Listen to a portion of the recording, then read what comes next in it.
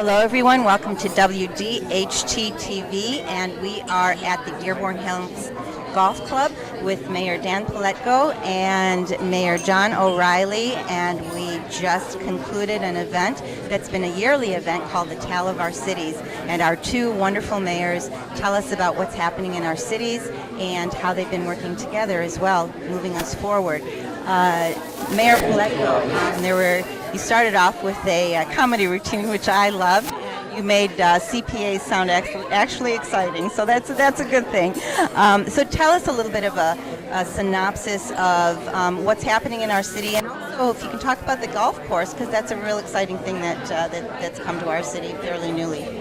Well, we have a lot of new developments. I think one of the positive things is we're working with the city of Taylor on the Van Born corridor, and you're going to start to see some really fantastic improvements, and we hope to bring in new development along the corridor, but both planning commissions, both TIFAs are working together. There can be common signage, common improvements along Van Born, and the two cities are not in competition. It's like my good friend here, Mayor O'Reilly, that we are actually working to better the area, and if we can bring in a major company that will supply jobs and improve the tax base, whether they locate in Dearborn, Taylor, or Dearborn Heights, it's a positive for the community. So by working together, I think you're going to see some really fantastic things coming up.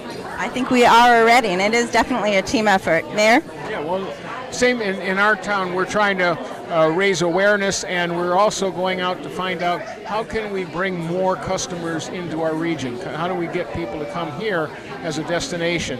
And so that's something we've already got a lot of data, and we're working on that. I haven't finished the development, but that's going to then help us understand what are the things we can do to begin to build a bigger base for our region. People who don't even think about coming to this area for recreation or for any other things, even purchases and so on. So we want to figure out how we can see which are the best areas that we can go after and build our base.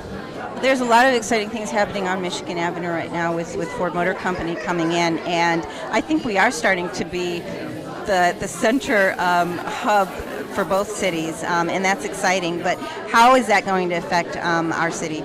Well, it just means that, obviously it's good for everyone because it means there's more jobs, there's more opportunities, that they will benefit because there will be new businesses that come in and that weren't here otherwise. So there's having growing, your base is good for everyone. It's good for the people who are already here, and it's good for the people who are coming in. And we just have to go after that base. Mass transit has been such a conversation for so long, and you had touched on that as well, and so did you. But what are we doing to move forward? We need to get into the swing of things, I guess, and sort of come up to the present, so we can deal with the future. And mass transit is really the place to be. Do we have any idea of the timing and how we're going to move forward with that? I would assume that we'll go back to the ballot proposal and once again attempt to have the region accept it. And unfortunately, we had one individual in Macomb County who really tried and sabotaged the last proposal. But it would be nice, I believe, to be able to go downtown to one of the sporting events or to the symphony and not to have to worry about where you're parking your car, but be able to take a mass transit to these areas, or to Ann Arbor, or to the east side or northern suburbs. And I really believe we will eventually get there, but it was very disappointing when we came close and had that failure. Absolutely, and you mentioned east and west and bridging that gap. Well, and the other thing that is really exciting is, so we did get them to try starting to run a limited bus that would go out to the airport. That has been killing it. Its records are way over anybody's expectation. It is outperforming anything that anybody had said. So it does demonstrate for sure just what the mayor said, that people are ready. They're ready to do this. They want to go. It only goes from Detroit down to our area, and then it goes out to the airport, and yet it's getting more activity than any other on the line. So that tells us people are ready. We just have to make it happen. Get with the program. I think the key is you have two people here as mayors that have done everything possible to bring mass transit to the region. We just need to get more mayors and more elected officials aboard. I guess this may be a controversial question, but is it maybe because we are the home of the big three and the auto industry that maybe there's a little bit more of a push? Absolutely not. Ford Motor Company wants transit as bad as anybody else, and I know that for a fact because they know that's where it's going. They also know that the people they're going to be recruiting to be their next, big to be the ones who develop the new things they're going to be putting out here. They know that those people, they want to have an alternative way to get to and from work, so they're going to give it to them. I totally agree, and unfortunately, because I served in the legislature with the one individual, Macomb, and he really distorted what we were attempting to do, and that is very troubling. And I'm hoping that sounder minds in Macomb County start to appreciate what we need to do. Well, the conversation definitely continues, and I'm sure you two are definitely on it. Another issue that has been brought up quite a bit, especially after the elections, is the marijuana legalization and the dispensaries within our cities. What is your take on that? Well, I wasn't for passing that because I thought it was ill written, and I wish we could have gone back and done something that I thought would have been more effective.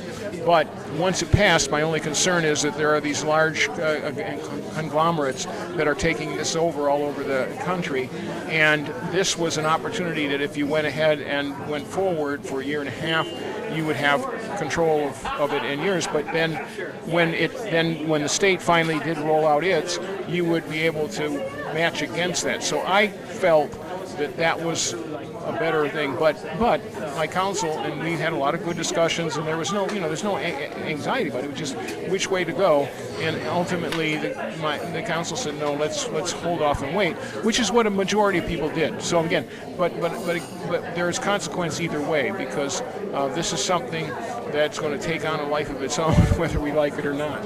You're right. I don't think the legislation really spoke to a lot of the details that needed to be. And I know a lot of the dispensaries are being closed right now by the state because of the lack of vision in terms of how to handle them. So what's happening in Dearborn Heights?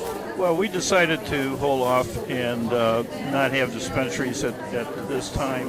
But the mayor's concern is something that I've heard, that large corporations outstate see this as an opportunity to come in, and they're going to squeeze a lot of the small people right out. This is going to be controlled by conglomerates, and that's one of the problems that in a citizen initiative, sometimes they're not written as well, and you can't make alterations a lot of times to them. So we're going to learn as we go on. And I guess being conscious of that, we don't want to miss the boat either. So it's sort of a double-edged sword there. Well, again, it's going to be what it is. We believe in our democracy. So whether you like it or not, that was our democracy, and we've got to live with it. So no matter what happens down the road, it'll be now for us to come together when we when those times happen, when the state is beginning to formulate what they're going to do. We need to be there as a voice, and one voice, I hope, and saying, well, here between those two, this is what we believe should be the way you go, because it's going to fall into the legislators' hands in the end. Absolutely. Any final comments, words for our citizens? I would just say that it was indeed a pleasure to be here, to be the mayor of the city of Dearborn Heights, and to work with my good friend Mayor O'Reilly in Dearborn. And I see what happens positively in Dearborn is positive for Dearborn Heights. So we want Dearborn to succeed, and they are succeeding, and it's great. And I think having the two of you makes the city of Dearborn and Dearborn Heights really wonderful cities to live in, to work in, and the services that are provided. So it is definitely teamwork that creates positivity and success. So thank you both, Mayor O'Reilly, Mayor Paletko, for joining us today on WDHT TV and telling us what's happening in our cities and the positive, wonderful things that we can look forward to as citizens and residents and people who work, live, and play in these two cities. So thank you very much for joining us, and gentlemen, thank you for all you do always.